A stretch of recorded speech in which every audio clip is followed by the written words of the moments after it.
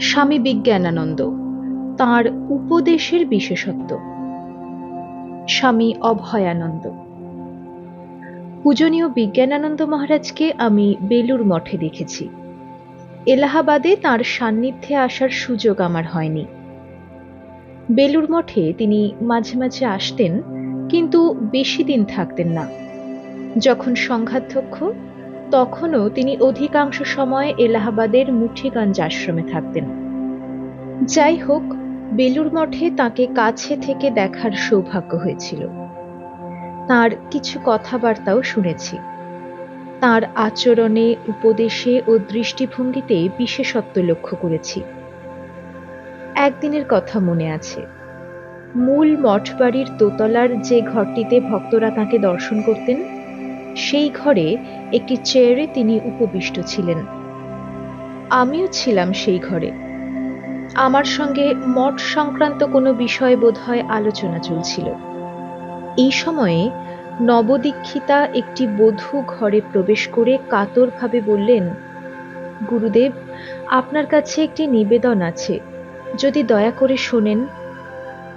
তিনি একান্তে কিছু জানতে চান ভেবে আমি উঠে দাঁড়ালাম।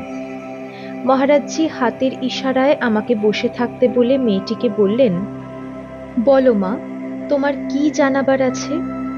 সংকোচ করবার কোনো দরকার নেই। শিষ্যা ধীরে ধীরে জানালেন, মহারাজ, শ্বশুর বাড়িতে আমি বাড়ির ছোট বউ। এমনিতে সংসারের অনেক কাজ, তার উপর সবার ছোট বলে সদা সর্বদা গুরুজনদের ফাইফরমাস খাটতে হয়। ভোরবেলা ঘুম থেকে উঠি, তারপর সারাদিন কাজকর্ম চলে, এতটুকু অবসর পাই না। দীক্ষার সময় আপনি জপ ধ্যান আর প্রার্থনার বিষয়ে যা বলেছেন, কাজের চাপে যদি সেসব ঠিক ঠিক করতে না পারি, তাহলে অপরাধ হবে। এই অবস্থায় আমি কি করব, আপনি দয়া করে একটু বলে দিন। বউটির কথা শুনে মহারাজজি সস্নেহে বললেন, তাই তো, তুমি কি করবে? আচ্ছা, তুমি দুবেলা খাও তো, সেই সময়ের উপরে কেউ কি হাত দেয়? তখনও কি খাটতে হয়? বউটি বলল, না মহারাজ, তখন অন্য কাজ থাকে না। মহারাজ বললেন, বেশ, রাত্রে যখন শুতে যাও তখনও নিশ্চয়ই হাতে কিছু নিজস্ব সময় থাকে? বউটি বলল, হ্যাঁ মহারাজ, তবে সেই সময় খুব ক্লান্ত থাকি। মহারাজ বললেন, শোনো, প্রত্যেক দিন খেতে বসার আগে স্থির হয়ে মনে মনে একবার তাকে ডাকবে, ঠাকুরের নাম করে তাকে নিবেদন করে তবে খাবে। শুধু ভাত খাওয়ার সময় নয়, যে কোনো জিনিস খাওয়ার আগে একবার তাকে ডেকে নেবে। আর রাত্রে যখন শুতে যাবে, তখন জপ ধ্যান করতে যদি নাও পারো, অন্তত সমস্ত অন্তর দিয়ে তাকে একবার প্রণাম জানাবে, তাতে যেন ভুল না হয়। আর যেদিন শরীরে ক্লান্তি থাকবে না, সেদিন পারলে একটু জপও করে নেবে। এইটুকু পারবে তো? মেয়েটি বলল, হ্যাঁ মহারাজ, পারব। মহারাজ বললেন, তবে আপাতত তাই করো। পরে যখন ঠাকুর তোমার কাজের চাপ কমিয়ে দেবেন, তখন তুমিও তোমার জপ ধ্যানের সময় ধীরে ধীরে বাড়িয়ে নেবে, কেমন? বউটি বলল, হ্যাঁ মহারাজ। মহারাজজির উপদেশে মেয়েটিকে খুব শান্ত, আশ্বস্ত মনে হলো। বধূটি গুরুদেবের চরণ বন্দনা করে বিদায় নিলেন। বধূটি যখন নিজের সমস্যার বিষয়ে মহারাজজিকে বলছিলেন, সেই সময়ে দরজার গোড়ায় দাঁড়িয়েছিলেন তাঁর বর্ষীয়সী শাশুড়ি। সব কথা তিনি শুনেছেন। তিনিও মহারাজজির কাছে সদ্য দীক্ষা নিয়েছেন।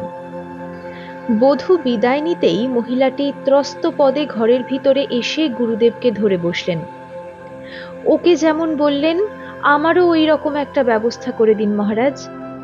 সংসারের চাপে আমিও মহারাজ পূজার সময় করে উঠতে পারি না।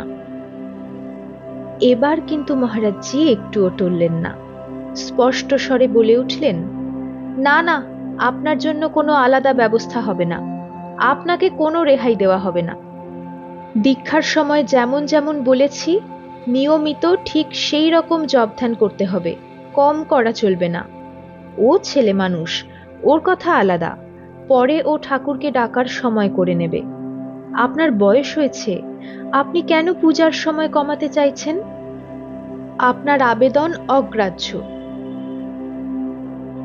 সংসারীদের প্রতি তার করুণা সহানুভূতি ছিল যথেষ্ট। আবার দরকার বুঝলে তিনি কঠোরও হতে পারতেন। সেই কঠোরতা ভক্তের মঙ্গলের জন্যই।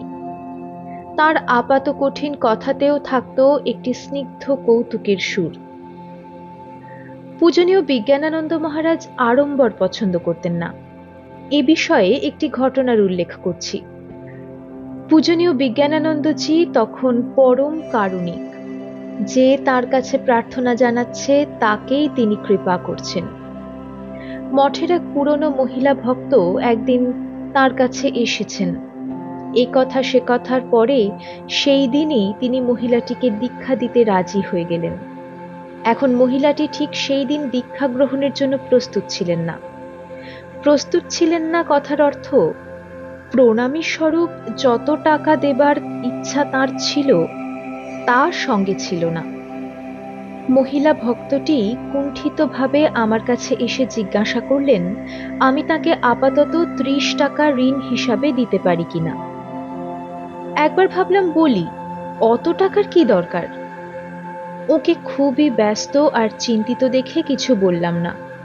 ৩০ টাকা বার করে দিলাম।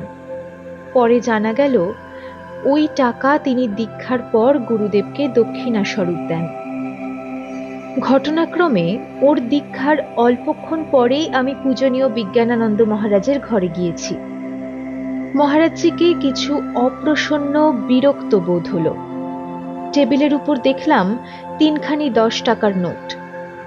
মহারাজজি সেই দিকে আঙুল দেখিয়ে বললেন, দেখুন দক্ষিণার বহর, ওদের কি সিন্ধুকে টাকা ধরে না? এত টাকা দেবার মানে কি? এসব আতিশয্য আমার ভালো লাগে না। টাকা দিয়ে ভক্তি বিশ্বাস কেনা যায় না, এটাই বোধহয় তিনি বলতে চেয়েছিলেন। বাইরের এই আড়ম্বরটা যে ক্ষতিকারক সেই ইঙ্গিতও তাঁর অসন্তোষে প্রকাশ পেয়েছিল। তিনি বলতেন অল্প কথা, তারই মধ্যে শ্রী শ্রী ঠাকুরের এই ত্যাগী সাধক সন্তানকে চিনে নেওয়া যেত। ১৯৩৮ সনে শ্রী শ্রী ঠাকুরের জন্মতিথি উৎসবে তিনি শেষবার বেলুড় মঠে এসেছিলেন। সাধারণ উৎসবের পর তিনি এলাহাবাদে ফিরে যান। মনে আছে, সেবার মহারাজজিকে বলেছিলাম শ্রী শ্রী ঠাকুরের মন্দিরের ফটকটির নির্মাণ কার্য শেষ হয়ে এসেছে, ওটি একেবারে সম্পূর্ণ হলে আমরা তাকে জানাবো। তখন যেন তিনি দয়া করে এলাহাবাদ থেকে এসে ফটকটির আনুষ্ঠানিক উদ্বোধন করে দেন। আমি অনুরোধ জানালাম, মহারাজজি শুনলেন কিন্তু কোনো কথা বললেন না। মহারাজজির এলাহাবাদ রওনা হবার দিন ওর সঙ্গে হাওড়া স্টেশনে গেলাম। ট্রেনে উঠবার পর সময় বুঝে আবার প্রার্থনাটি জানালাম। বললাম, মহারাজ, আমার আবেদনটির কথা মনে রাখবেন। মন্দিরের ফটকের উদ্বোধন কিন্তু আপনাকেই করতে হবে। এবার তিনি আমার দিকে তাকিয়ে ধীরে ধীরে তাঁর ডান হাতখানি নেড়ে অসম্মতি প্রকাশ করলেন।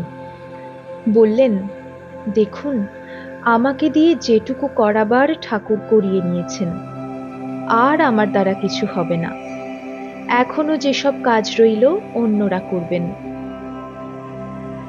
মহারাজজির শরীর ত্যাগের দিন যে আসন্ন সেটি তিনি জানতে পেরেছিলেন। এসব কথা তিনি স্পষ্টভাবে ব্যক্ত করতেন না। আমার অনুরোধের সূত্রে এলাহাবাদ যাত্রার দিন ইঙ্গিতে বুঝিয়ে দিলেন বেলুড় মঠে সেবারই তাঁর শেষ আগমন। এই কথাবার্তার অল্পদিন পরে ১৯৩৮ সনের ২৫ এপ্রিল এলাহাবাদে তাঁর মহাপ্রয়াণ ঘটে। বেলুড় মঠ, এপ্রিল ১৯৭৫। রচনাটি স্বামী অভয়ানন্দজির স্মৃতিচারণের শ্রুতলিপি।